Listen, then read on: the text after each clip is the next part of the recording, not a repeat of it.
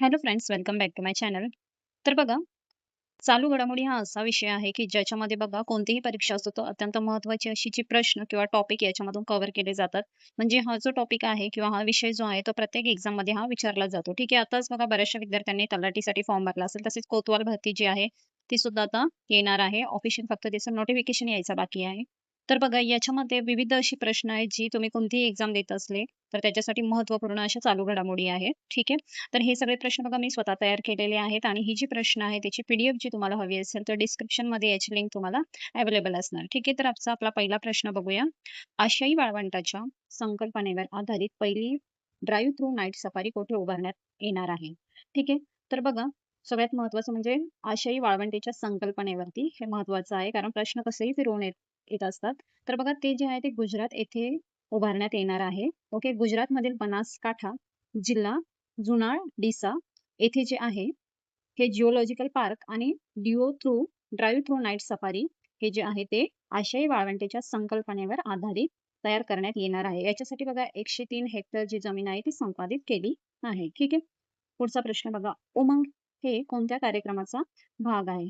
तर बघा उमंग जे आहे तो डिजिटल इंडिया जो आहे त्याचा कार्यक्रमाचा एक भाग आहे.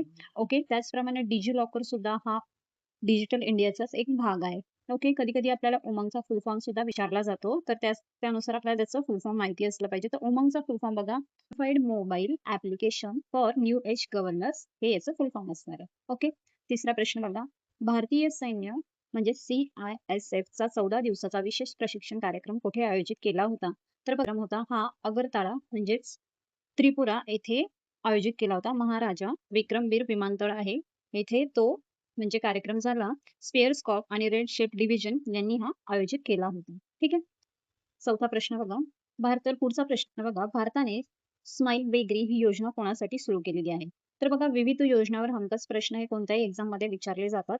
तर त्या संदर्भात आपला अभ्यास हा झालेला असला पाहिजे. तर बघा स्माईल बेगरी ह्याच्यामध्येच तुम्हाला लक्षात येईल ते भिक्षावृत्तीत गुंतलेल्या लोकांच्या पुनर्वसनासाठी जी आहे ही योजना भारत सरकारने जी आहे ती चालू केलेली आहे. ओके. बघा एप्रिल ते जून 2026 या कालावधीत भारताने किती युरिया आयात केला? तर बघा भारताने जो युरिया आयात केलाय तो 25 लाख टन एवढा युरिया या कालावधीमध्ये आयात केलेला आहे. तर एकूण बघा 52% जो युरिया आहे तो अपारंपरिक पुरवठादार देशांकडून जसे इजिप्त, अल्जेरिया, अजून जॉर्जिया यांच्याकडून जो आहे तो आपण आयात केलेला आहे. एकूण 25 लाख टन. ठीक आहे. भारतातील पहिले व्हर्चुअल म्हणजेच आभासी प्राणी संग्रहालय कुठे उभारण्यात येत आहे? तर बघा ते जे आहे ते मध्य प्रदेश येथे उभारण्यात येत आहे. इंदूर येथे ते उभारण्यात येणार आहे. 14D म्हणजेच मोशन पिक्चर हे व्हर्चुअल झू असणार आहे. याच्यामध्ये बघा जंगल सफारी असणार आहे. त्याचप्रमाणे हे कुठे उभारण्यात येणार आहे? तर कमला नेहरू प्राणी संग्रहालय आहे. मध्य प्रदेश इंदूर येथे हे उभारण्यात येणार आहे. ठीक आहे. तर प्रश्न बघा आपला. स्कोप 2 उत्सर्जन मुक्त भारतातील हे प्रमुख बंदर बनले आहे. तर बघा स्कोप 2 उत्सर्जन मुक्त हे जे बंदर आहे ते VR चिदंबरनार पोर्ट ऑथॉरिटी हे प्रमुख बंदर जे आहे ते स्कोप 2 उत्सर्जन मुक्त बनलेले आहे. तर हे बंदर कुठे आहे हे सुद्धा आपल्याला माहिती असलं पाहिजे. तर हे बंदर जे आहे ते तामिळनाडूमधील थुथुकुडी हे जे आहे तेथे हे बंदर उभारण्यात आले आहे. ऊर्जा व्यवस्थापन सिस्टमचं प्रमाणपत्र जे आहे ते यांना मिळालेलं आहे. हे भारतातील पहिले बंदर आहे जे स्कोप 2 उत्सर्जन मुक्त आहे. ठीक आहे. पुढचा प्रश्न बघा. आशियाई सिंहांच्या 16व्या भारतातील सिंहांची संख्या 2025 मध्ये किती वाढली? तर बघा आशियाई सिंहाची 891 जे आहे 2025 मध्ये इथपर्यंत ती संख्या जी आहे वाढली आहे. 2015 मध्ये बघा किती होती? तर 523 होती. तर आता एकूण 2026 मध्ये 25 मध्ये जी आहे ती 891 आहे. ओके. आणि हे जे सिंह आहे हे प्रामुख्याने बघा गुजरातमधील गीर आणि ग्रेटर गीर येथे आपल्याला आढळतात. ठीक आहे. आशियाई सिंह हेही लक्षात ठेवा. 9वा प्रश्न बघा. लोकसभेने 10 ऑगस्ट 2026 रोजी संसदेच्या पावसाळी अधिवेशनादरम्यान नवी दिल्ली येथे कोणते विधेयक मंजूर केले? तर बघा जे विधेयक मंजूर केले आहे त्याचं नाव आहे ट्रिब्युनल्स रिफॉर्मर्स बिल्स 2026.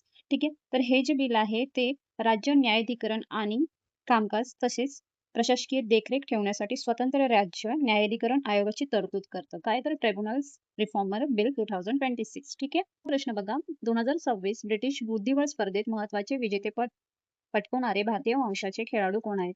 तर बघा बोधना शिवानंदन आणि श्रेयस रॉयल हे जे आहे ते महत्वाचे विजेतेपद जे आहे ते त्यांनी इथे पटकवलेलं आहे. ठीक आहे.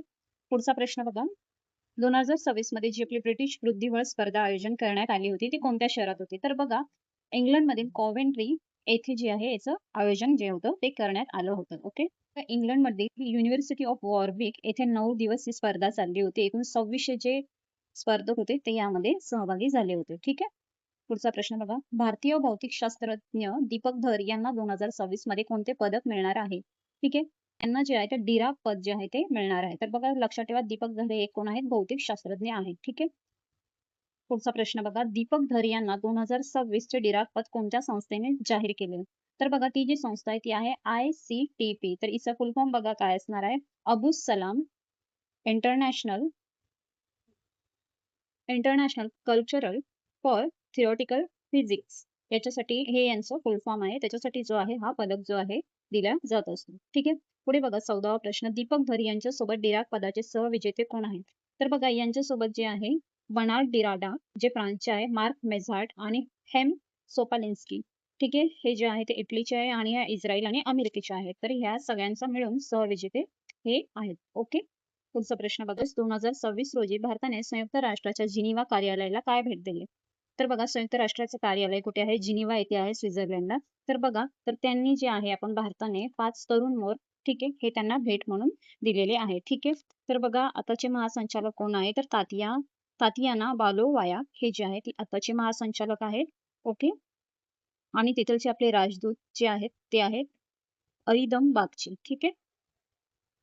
पंतप्रधान नरेंद्र मोदी यांनी 8 ऑगस्ट 2026 रोजी AI आधारित सुपर कॉम्प्युटिंग सुविधेचे उद्घाटन केले. तर बघा त्या सुपर कॉम्प्युटिंगचे उद्घाटन केले त्याचं नाव आहे परमप्रज्ञा. ठीक आहे.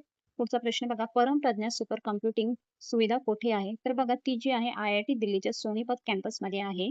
तर बघा 57वा दीक्षांत समारंभ होता तेव्हा हे जे आहे याचं सुविधा इथे सुरू करण्यात आली आहे. ठीक आहे.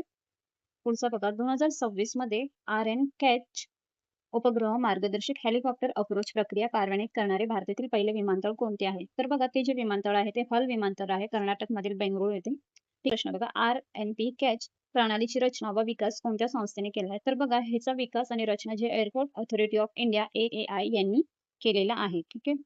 तर पुढचा प्रश्न बघा. एव्हरेस्ट रॉकेट इंजिन कोणत्या कंपनीने विकसित केले आहे? तर एव्हरेस्ट रॉकेट इंजिन हे जे आहे तर ॲस्ट्रोबेस स्पेस टेक्नॉलॉजी ही जी कंपनी आहे विकसित केलेलं आहे. ठीक आहे. तर पुढचा प्रश्न बघा. एव्हरेस्ट हे भारतातील कोणत्या प्रकारचे पहिले खाजगीरित्या विकसित केलेले इंजिन आहे? तर ते बघा 80 टन वर्गातील फुल flow stage combustion rocket engine आहे, ज्याच्यामध्ये बघा लॉन्च व्हेकल साठी त्याचा उपयोग केला जातो. ठीक आहे.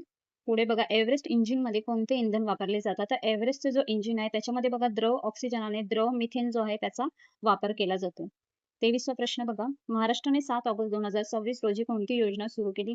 तर बघा ही जी योजना आहे ती आहे पुण्यश्लोक अहिल्यादेवी होळकर शेतकरी कर्जमाफी योजना जी आहे ती ही सुरू केलेली आहे. ओके. तर बघा पुण्यश्लोक अहिल्यादेवी होळकर शेतकरी कर्जमाफी योजनेचा पहिला टप्पा कितीपेक्षा अधिक पात्र शेतकरी खात्यांना लागू आहे? तर बघा 6.2 लाख शेतकऱ्यांच्या खात्यांना तो लागू आहे. तर बघा ही अल्पमुदतीची कर्ज योजना होती, जी शेतकरी कर्जमाफी योजना जी आहे, कर्जमाफी योजना म्हणून ओळखली जाते. ठीक आहे.